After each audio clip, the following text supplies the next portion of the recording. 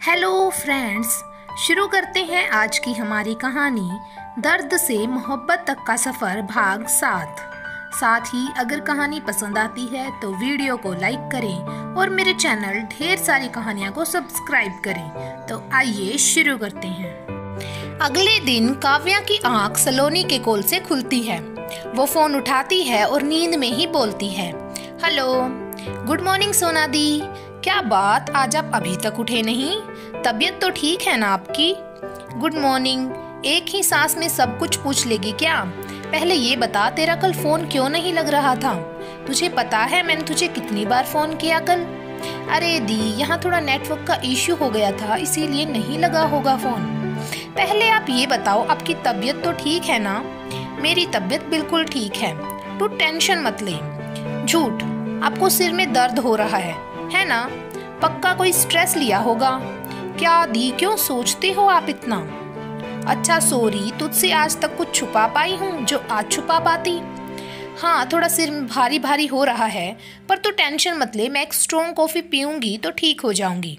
अब शाम को बात करते हैं, वरना मुझे आज फिर ऑफिस के लिए लेट हो जाएगा। आज तबीयत ठीक नहीं है तो छुट्टी ले लो। नहीं सलोनी, अभी अभी तो जॉब स्टार्ट की है और अभी छुट्टी बिल्कुल नहीं। और वैसे भी आज मुझे एक इम्पोर्टेंट प्रेजेंटेशन देनी है, तो सिर दर्द में कैसे दोगे प्रेजेंटेशन? और आप तो मेडिसिन भी नहीं ले सकते। अच्छा, आप एक काम करो, आप राधिका दी से कहकर अपने लिए कॉफ़ी बनवा लो, क्योंकि मुझे पता है आप ऑफिस जाने की जल्दी में खुद कॉफ़ी बनाकर तो पियोगे नहीं।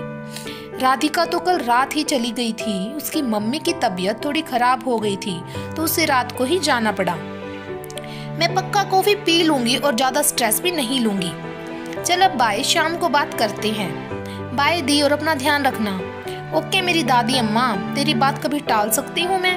काव्या सलोनी से बात करने के बाद जल्दी जल्दी तैयार होती है और ऑफिस के लिए निकल जाती है, वो भी बिना कॉफ़ी पिए, क्योंकि ये कॉफ़ी ही थी जो उसके सिर दर्द का इलाज थी, क्योंकि मेडिसिन खाती तो उसे नींद आती रहती।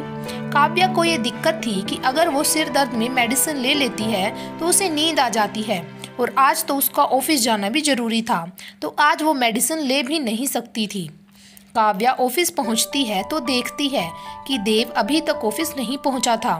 वो चैन की सांस लेती है और कहती है, थैंक गॉड, देव सर अभी तक नहीं पहुंचे हैं, वरना आज तो मैं गई थी। वो अपने कैबिन में चली जाती है और अपनी बनाई हुई प्रेजेंटेशन को चेक करने लगती है। उसने पहले भी कई प्रेजेंटेशन दी थी, पर आज वो थोड़ा नर्वस फील कर रही थी, क्योंकि आज ये उसकी पहली प्रेजेंटेशन थी जो वो इतने बड़े प्लेटफॉर्म पर देने वाली थी। वो अपने लिए कॉफ़ी मंगवाती है, पर जब तक उसकी कॉफ़ी आती तब तक देव काव्या को अपने कैबिन में बुला लेता है। काव्या देव के कैबिन में जाती है। May I come in sir? Yes come in. Kavya, सारी प्रेपरेशन हो गई मीटिंग की और प्रेजेंटेशन रेडी है? Yes sir. देव काव्या को देखकर समझ जाता है कि काव्या थोड़ी नर्वस है। देव काव्या से कहता है, क्या हुआ काव्या, नर्वस हो? यस सर, थोड़ा सा, काव्या कहती है।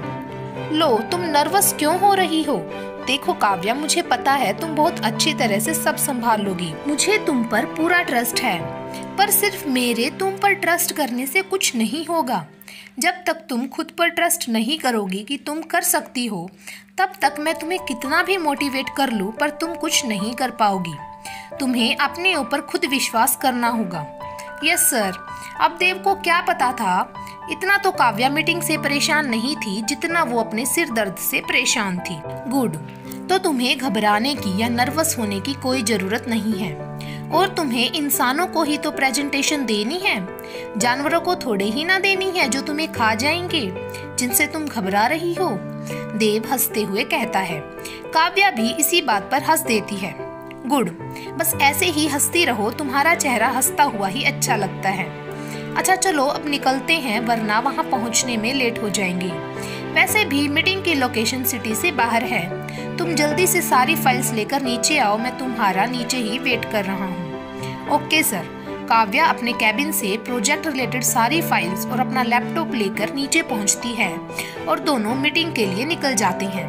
देव कार में एक बॉक्स निकालकर काव्या के सामने करते हुए कहता है, लो कुछ खा लो पहले। काव्या, नहीं सर थैंक यू, पर मैं घर से ब्रेकफास्ट करके आई हूँ। काव्या झूठ बोल देती है। देव, हाँ, वो तो तुम्हारा चेहरा देखकर पता चल रहा है कि तुम कितना खाकर आई हो। वैसे कोई नहीं, मैंने भी सुबह कुछ नहीं खाया था तो माँ ने सैंडविच रख दिए थे, तो मैंने सोचा तुमसे भी पूछ लूँ खाने के लिए।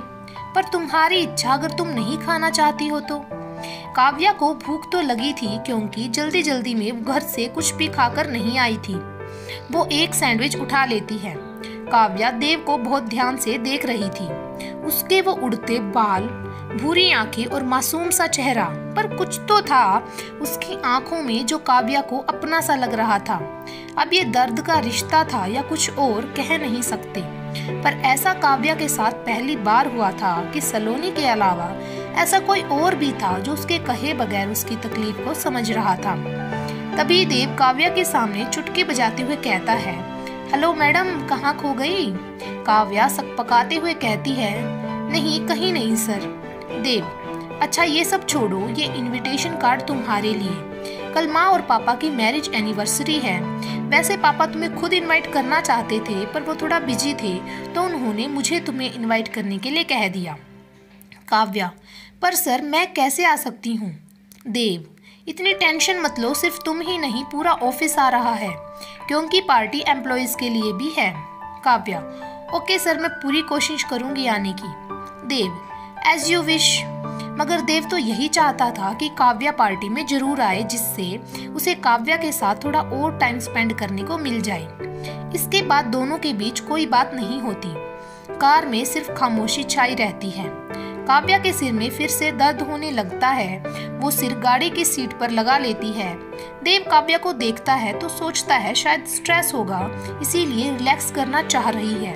वो कुछ नहीं कहता और कार चलाता रहता है, पर काव्या के सिर का दर्द बढ़ता ही जा रहा था। दोनों मीटिंग की लोकेशन पर पहुंचते हैं। देव और काव्या दोनों मीटिंग रूम के अंदर जाने लगते हैं कि तभी काव्या देव से कहती है, सर क्या हम मीटिंग 10 मिनट बाद शुरू कर सकते हैं प्लीज? देव, हाँ क्यों नहीं, पर क्या हुआ काव्या, कोई दिक्कत है क्या? काव्या, सर मेरे सिर में बहुत दर्द हो रहा है, क्या आप कहीं से मुझे सिर्फ एक कप कॉफी दिला सकते हैं प्लीज सर? वो किसी छोटे बच्चे की तरह देव का हाथ पकड़कर कहती है। देव काव्या को इस तरह देखकर डर जाता है। वो काव्या को एक चेयर पर बैठाकर उसके हाथ को अपने हाथ में लेकर कहता है, काव्या पहले तुम शांत हो जाओ, मैं अभी कार से फर्स्ट एड बॉक्स लेकर आता हूँ, तुम मेडिसिन ले लोगी तो तुम्हें अच्छा फील होगा। काव्या, नहीं सर मैं मेडिसिन नहीं ले सकती, मैं कॉफी पी लूंगी तो अच्छा फील करूंगी, प्लीज सर। देव, अच्छा ठीक है, तुम यहीं पर बैठो, मैं अभी तुम्हारे लिए कॉफी लेकर आता हूँ। देव काव्या के लिए कॉफी लेकर आता है और उसे देते हुए कहता है, काव्या अगर तुम्हें ज्यादा तकलीफ हो रही है तो हम मीटिंग आज कैंसिल कर देते हैं। ये सुनकर काव्या की आंखें नम हो जाती है, जो देव देख लेता है। वो काव्या से पूछता है, क्या हुआ काव्या, ज्यादा दर्द हो रहा है क्या? तुम कहो तो मैं तुम्हारा सर दबा दूं? काव्या, नहीं सर अब थोड़ा ठीक है। देव, तो रो क्यों रही हो? काव्या, सर क्योंकि आज तक मैं सिर्फ उन लोगों से ही मिली हूँ जो सिर्फ मुझे तकलीफ पहुँचाते हैं, पर आज पहली बार किसी ने मेरी तकलीफ को कम करने के बारे में सोचा है, तो बस इसीलिए आंसू भी बाहर आ गए। देव काव्या का हाथ अपने हाथ में लेकर कहता है, अब तुम्हारी जिंदगी में सिर्फ खुशियाँ आएंगी, कोई गम नहीं, क्योंकि देव मल्होत्रा अपने दोस्तों की जिंदगी में सिर्फ खुशियाँ लाता है, गम नहीं। काव्या देव की बात सुनकर हंस देती है और देव से कहती है, सर अब मेरे सिर का दर्द ठीक है, चलिए मीटिंग के लिए चलते हैं, क्योंकि अगर मेरी वजह से मेरे दोस्त का लॉस हो तो ये मुझे भी अच्छा नहीं लगता। And thank you sir coffee के लिए। देव अपना सिर झुकाते हुए कहता है, my pleasure miss Kavya. Oh sorry Kavya. Kavya Dev की इस हरकत पर हंस देती है।